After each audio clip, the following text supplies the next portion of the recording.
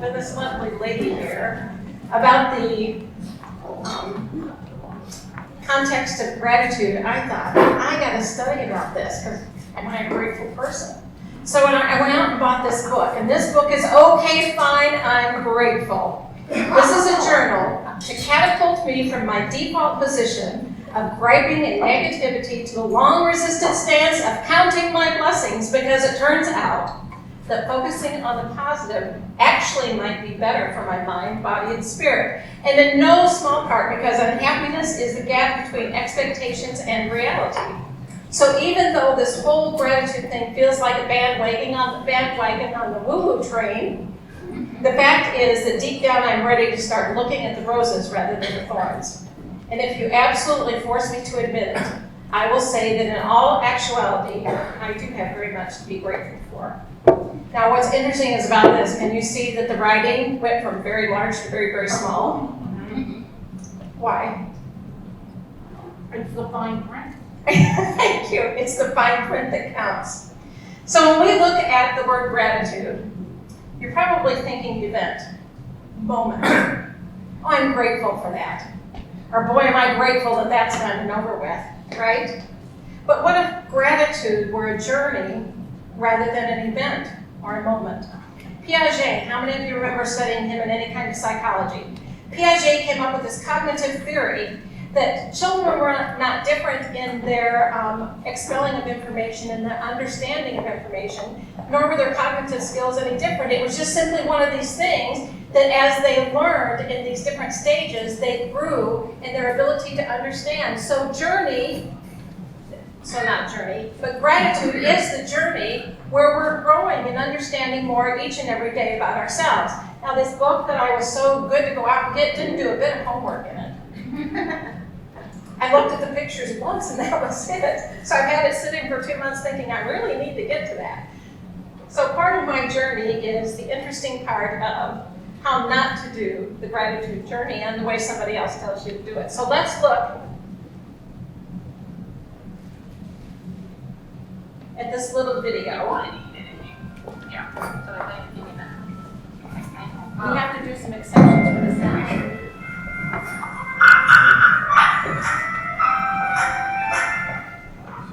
She told the kids, for 15 minutes, if you take this one marshmallow and you do not eat it, I'll give you 2. Okay, So that's 15 minutes. Alright, here's the deal.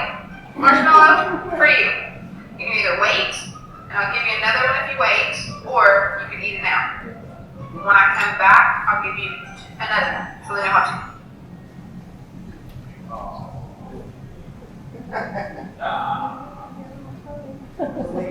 Lots of people on the background internet.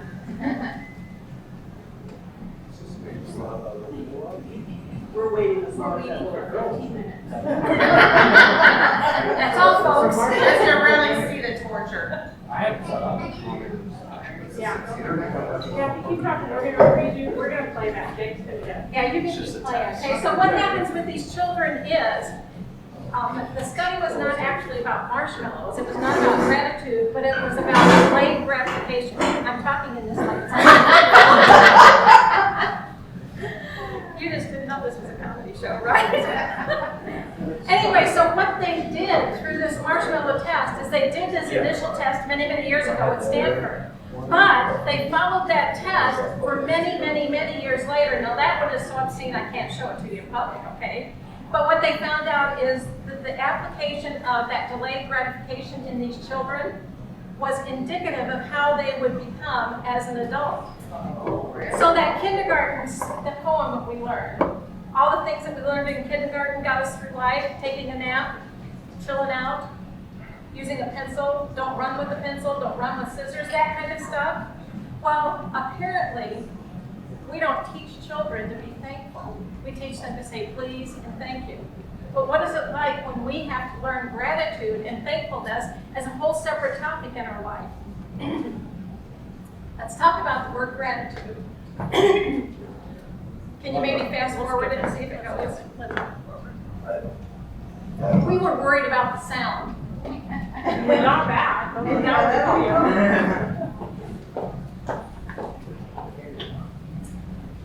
So gratitude actually comes from the Latin word gratia. Now, I keep going through the Italian word, grazia, in my mind. Well, it's not. It's a Latin word, grazia. No, I can't say it right, okay? But anyway, what it means is grace, graciousness, and gratefulness. And what's interesting about that word is that gratitude is a thankful appreciation for what an individual receives, whether good or bad, whether tangible or intangible. Harvard did a study, and these psychologists and researchers, when they were doing this study, found that gratitude is strongly related and consistently associated with greater happiness. So they found a correlation, but they could not name a causality. And what's interesting about that is usually causality and correlation go together. So you think about it every time you come into a situation. I'm immediately telling myself I'm thankful. That's a correlation, okay? But is there a causality? Something that teaches me about that, why it happened the way that it did. So gratitude helps people feel more positive emotions, relish good experiences, improves their health, helps them deal with adversity, and helps them build strong relationships. According to the vast majority of psychologists, researchers, and experts that studied this, they found that gratitude is actually one of the things that can actually literally change your life. There's a strong correlation between increased feelings of happiness and gratitude. So this is what they discovered. 70% of employees would feel better about themselves if their boss was more grateful. What do you think? Yes. Let's put husband and wife in that. 70% of wives would feel better if their husbands were grateful. Absolutely. 70% of husbands would feel more gratitude if their wives were grateful. Okay. No one wants to be taken for granted. Yes. So when when you say points, for me it's semantics. When you say grateful, I say recognition. And I had this one experience where I drove someone and their kid to a ski race 10 hours away, and we got there, and she goes, let's take a moment to be grateful. And I got booked myself. I said, I'll be grateful when we are on damn planes. I'm not going to be told when to be grateful. So just thinking, so that's, I see it more. Well, and what this goes on and says, 81% of those people out of that 70% will work harder. I agree. Do you know what people want to feel like they are part of something bigger than themselves? That's going to come up in a minute. 95% of employees agree that with a grateful boss, we are more likely to be successful. I agree.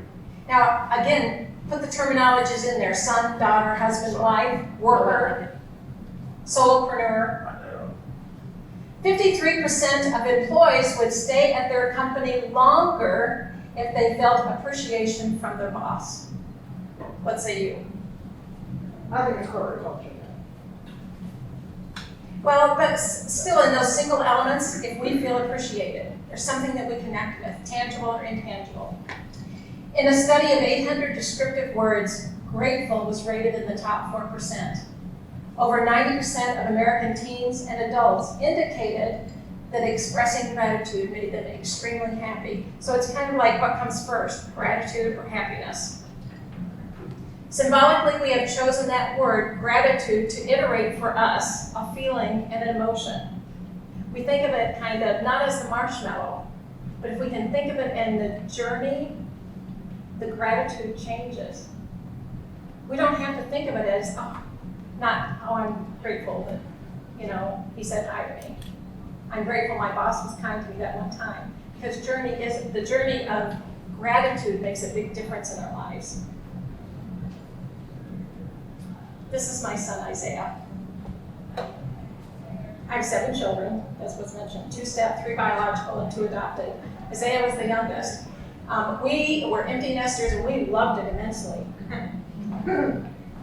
So all of a sudden, 2 children ended up on our doorstep. This one came one day when I was at work. I owned a furniture store, and they just brought him with 2 bags of dirty clothes and dropped him off. We had been working with the social worker on some of the information with the family, trying to get them together. But both biological parents were incapable of raising children. So this little Isaiah came. He was 18 months and just as cute as a bug. As he began to develop, we found out that he was not only fetal alcohol, he was autistic, attachment disorder, ODD, PDD, NOS. They gave him a lot of labels. And at 7 years old, the University of Minnesota told us he would amount to nothing and that he would be institutionalized and sedated all his life. It was incapable for him to sit in a classroom. He could. Kindergarten, he pulled a knife on a teacher. That's normal. Well, maybe not for everybody. Texas is normal. In Texas, okay. He was kicked out of every grade until finally in second grade, when he ran away all the time, we decided that it was useless for us to put him in a school. And that was when they tested and found out that he was autistic on all the different spectrums. But they couldn't identify one certain thing because his brain was so badly formed in utero that they couldn't figure out what was working and what was not working. So we began to medicate him, and this poor little boy, we gave him like $3,000 to $10,000 worth of medicines a month. And we went and visited every psych unit in the state of Minnesota, the adolescent psych units. And when he was 8 years old, he was at Allen Hospital at the adolescent psych unit, and they called me after one day, and they said, "We can't handle him, you have to come get him." So this little boy, all of his life, everybody kept telling him he would amount to nothing except for his mom and dad. This young man went through so many struggles, but he is my heart, you know. He's not my heart any more than my other children who also caused me a grief, you know, growing up. But now he's 22 years old. He's living with his sister in South Dakota. He is her main support system emotionally, and they told us because of the attachment disorder that he would never be able to attach significantly to anyone whatsoever. He calls us almost every day, and he updates us on his life. He has gone back to his biological mother, and he has created some sort of a scenario where he set boundaries for her and said, "You cannot do this, but you can do this if you want to see me." That's powerful for a 22-year-old man, isn't it? 14-year-old nephew that's out there too is being a 14-year-old nephew and getting in a little bit of trouble. Guess what his mainstay is? That young man right there. And so everything that was pronounced upon him and everything that we went through, and I knew I was getting ready for this speech, I called him and I said, "What do you think? Can I say I'm grateful for you?" And he says, "Oh no, Mom, it's all about you." Well, that was sweet for a 22-year-old boy to say, right? You got that right, kid. I'll give you your quarter later. But what was so sweet about that is we are grateful that we found each other because we learned from each other. He stretched me and I stretched him. My husband is just this man of wisdom where he's very quiet and he had to calm us down quite a bit. But it was a wonderful story that we were able to go through. And we look back on it now and we thought if we had known what we knew when we started, would we still do it all over again?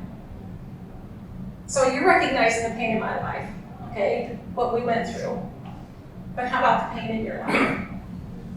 You all have a story, don't you? You all have loss. You all have pain. You all have a story someplace in your life, whether you're from Texas or Oklahoma. There's something that when you look back after you're through the emotions of everything, you say to yourself, yes, I am grateful for that, because gratefulness is a journey, not an event.